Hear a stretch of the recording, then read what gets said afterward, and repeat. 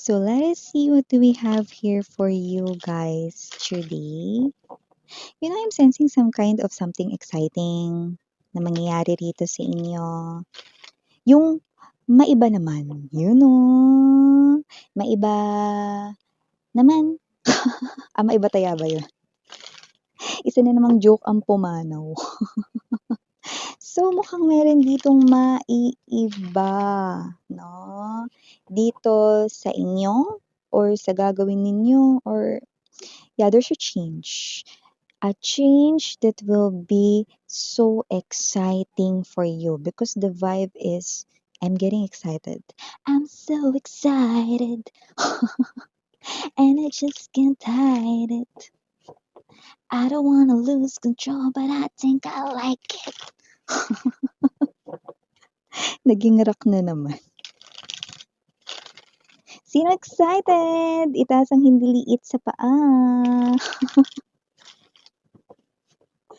Hirap ba? O at least excited ka, 'di ba? So alamin na natin ito.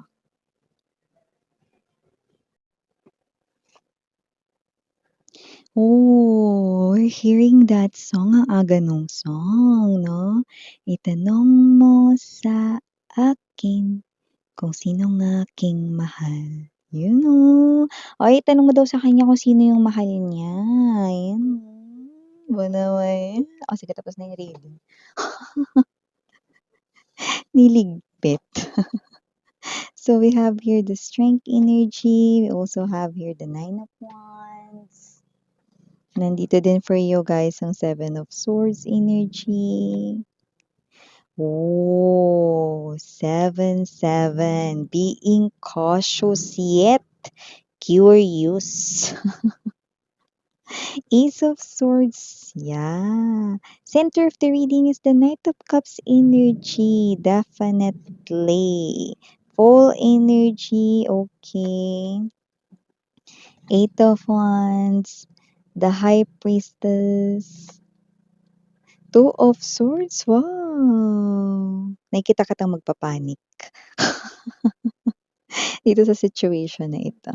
3 of Cups energy para sa bottom of the deck. 2 of Cups, no? And also the 3 of Wands. Okay, beautiful energies.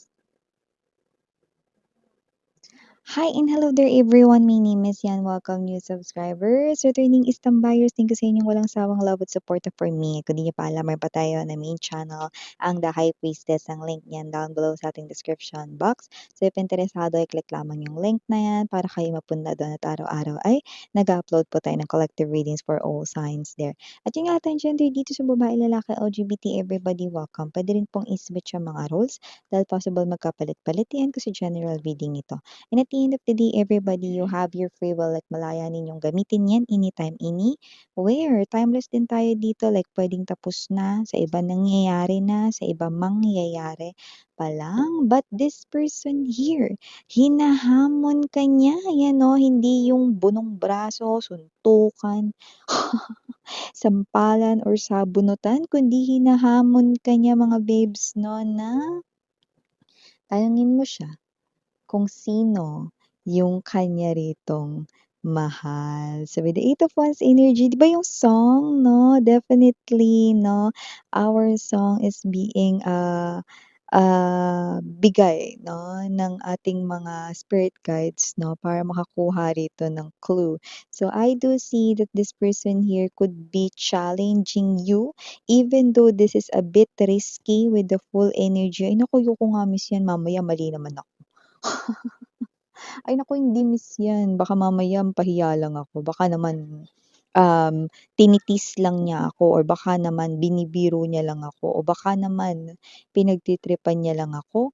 9 of Wands energy, your guards are definitely up, no? You have your walls surrounding you guys, no? Kahit na curious ka diyan, kahit na cautious ka rito, no? Kahit nakikita ko rito lumalaki yung tenga mo, no? Sino nga ba talaga ang mahal niya rito or sino nga ba talaga yung gusto niya or sino ba rito yung kasi may kumakalat ditong rumors na may liligawan daw or may nagugustuhan. Yung iba naman puwedeng hindi may liligawan, na actions yung narinig, no? Pero puwedeng may nagugustuhan daw, 'yan, "Puwedeng katrabaho mo 'to, eh, alam mo ba si ano, may nagugustuhan daw dito sa department natin." "Ay sino?" 'Yan, yung parang kahit hindi ka rito nakiki-join sa kuwentuhan, yung tenga mo lumaki. Kasi gusto mong malaman rito 'no, sino yun, lalo na ang main character dito na tinutukoy, Knight of Cups to the King of Wands energy ay walang iba kundi yung taong gusto mo, yung taong crush mo, yung person na like mo. So, very interested ka malaman sino ba yun 'no. Tapos ikaw ito mga babes 'no, na medyo kinakabahan lalo na kung malaki yung inyo rito 'no, na community or possible na kung katrabaho mo 'to baka marami kayo dun sa pinagtatrabahuhang company, so hindi mo alam sino dun or sa department ninyo ilan kayo, 'di ba, ang dami niyo. Or kung hindi mo naman 'to katrabaho puwedeng isa 'to sa mga friends mo, eh, marami kayo sa friends ninyo, eh, or sabihin natin dito, "Uy, alam mo ba may nagugustuhan daw siya dun sa mga kaklase niya dati, eh, kaklase ka rin niya, eh, ang dami niyong kaklase niya, sino dun?" 'Di ba? So, nakita natin dito very curious ka, eh, but very cautious as well 'no, para hindi ka rito mapaghalataan 'no, na talagang interesado kang malaman 'no, dahil puwedeng isa lang yung nakakaalam dito ng sikreto mo with the High Priestess energy, like puwedeng isa lang diyan yung puwedeng nakakaalam na, o yung person mo meron daw nagugustuhan sa department natin, 'yan 'no. Hindi ko alam sino yun, 'di kaya ikaw yun? Yung mga gano'ng klase ng energy. Or yung iba naman dito mga babes 'no, possible naman dito 'no na yun ay ayun, sorry about that commercial mga babes 'no, alam niyo naman 'no, Shopee. Shopee delivery. So, yun nga 'no, going back right in here, so yun na nga mga babes 'no, may energy tayo rito 'no, na puwedeng meron kang sinabihan na puwedeng friend mo or katrabaho mo 'to na friend mo na rin 'no, about this guy or girl 'no, na gusto mo 'no. And yeah, kabado ka dito pero interesado ka ring malaman sino ba yun, pero parang may energy ka rito ng acceptance 'no, may energy ka rito na accepting ka na. So, parang may energy ka rito na tanggap mo na baka hindi ikaw yung gusto or baka hindi ikaw yung tinutukoy, mga gano'ng klase ng energy. So, nakita natin dito sa energy mo mga babes 'no, na ikaw ito, eh, kalahati ng energy mo ay curious, kalahati ng energy mo kinakabahan, okey? So, nakita natin dito 'no, that your person right in here hinahamon ka niya 'no, or ikaw ito 'no, na parang may energy 'no, na, binibiro ka niya rito 'no, or parang may energy siya rito na, "Sige nga tanungin mo nga siya." Or tanungin mo nga ako collective kung sino yung taong gusto ko, ayan 'no. Ta's parang ikaw, parang siya nga naman 'to, hindi niya ba alam na siya yung gusto ko tapos tatanong ko pa sa kanya kung sinong gusto niya? Parang siya nga naman. So, may energy rito mga babes 'no, na medyo inis kayo, imbyer na kayo rito kasi itong tao na 'to paano niya nagagawang magbiro sa ganitong klase ng situation. Well, tina-try mo na i-understand with the Ace of Swords energy right in here, Eight of Wands and the High Priestess 'no, na, siyempre oo nga naman, hindi niya nga naman alam na gusto ko siya rito. Baka naman lakas trip lang 'to tapos ako pa talaga tinatanong niya ng ganyan, 'yan, 'di ba? So, may energy-ng ganito. So, halo-halo yung energy mo 'no, parang lahat ng emosyon nasa 'yo na 'pag nangyari 'to. At kung nangyayari 'to 'no, halo-halo na medyo naiinis ka sa kanya and at the same time kinakabahan ka din 'no, plus may energy ka rin dito na excited ka rin malaman sino yun 'no. Basta, okey, mixed energies, mixed feelings, mixed emotions yung mararamdaman mo 'no. Pero kagaya nga ng binanggit ko rito sa inyo, hindi niya kayo rito tinitease 'no, hindi niya kayo rito inaasar at hindi rin siya rito nagjo-joke 'no. Pero isa lang talaga siya rito na free-spirited person and fun kasama. So, magaan kasi siya rito 'no na, ah, makisama 'no, gano'ng klase ng energy niya rito. That's why ganyan siya. But this person here is not really trying to piss you off 'no, pero 'wag ka, alam niya na kasi agad na gusto mo siya rito, nauna na siya. Na malaman yun. So, puwedeng hindi mo pa yun alam 'no. So, I do see, kagaya ng sinabi ko sa inyo, Two of Swords energy, kikiligin ka rito 'no. Just like mga babes 'no, kung hindi ako nagkakamali with that particular song, 'di ba? "Itanong mo sa akin kung sino ang aking mahal." Ano, parang sagot ko'y di magtatagal, 'di ba may gano'ng part do'n? So, ibig sabihin 'pag tinanong mo siya hindi rin naman magtatagal yung sagot niya dito, sasagutin niya rin agad 'no, at ang gusto niya dito ay walang iba kundi ikaw. Antay, ikaw na naman kung sino man yung mga energies 'no, na nakikita natin dito 'no, yeah, para talaga siyang syunga rito 'no, "Parang syunga 'to, do'n ka nga." So, with the Two of Swords energy nakita ko rito magpa-panic kayo rito pero punong-puno ng kilig ang inyo rito na mga cells sa katawan 'no. So, nakikita natin dito 'no na hindi mo alam yung gagawin mo diyan, hindi mo alam kung ikaw ba ay aalis diyan, i-exit ka ba diyan, gagawa ka ba rito ng kunyari or imaginary na gagawin, "Ay sige dun muna ako, tawag kasi ako ni boss, eh," kahit wala namang narinig yung iba. "Ay punta muna ako sa ano kasi naiwan ko yung tinitimpla kong kape sa pantry." Yun ang mga gano'n 'no. So, magdadahilan ka rito dahil magpa-panic ka. Malilito ka pero at the same time kikiligin ka. Yung kilig mo mga babes 'no, yung iba yung level. So, nakikita natin dito 'no na eto na yun 'no. So, parang may energy dito mga babes 'no na kahit hindi mo siya tanungin mismo, okey, nakikita ko rito na gagawa rin siya dito ng paraan 'no para maparating 'yan sa'yo, okey.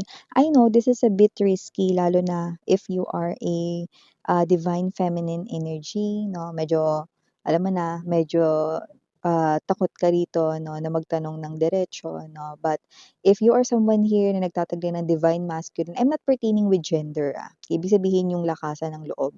Ngayon kung malakas yung loob mo, puwede mo siyang tanungin agad dito mga babes 'no, "Ay naku, wag na lang miss." Marami kasi rito yung wag na lang itanong miss yan kasi natatakot kami. Pero may mga energies rin dito na, "Sige gagawin ko yan miss yan." Oh, gawin mo, 'di ba? Kaya kung sino man 'tong mga energies na ito, panalo pa rin kayo rito at the end of the day dahil with the Three of Cups energy, tagumpay, #success. So we have here this Two of Cups energy. I do see na ito na nga yun yung pinakahihintay mo rito 'no, na pagkakataon 'no, yung exciting, naku ito na nga yun, naku hindi na ako aarte-arte pa, naku ito na talaga yung love na hinihintay ko at ito na talaga yung magpapabago at maglalagay ng excitement sa aking everyday life, 'yan 'no. With the Three of Wands energy, Two of Cups, okay definitely nakikita ko rito gusto mo na rin ng pagbabago rito sa iyong araw-araw 'no, gusto mo naman na may kausap, may nagke-care, may nag-aalaga sa'yo. Diyan!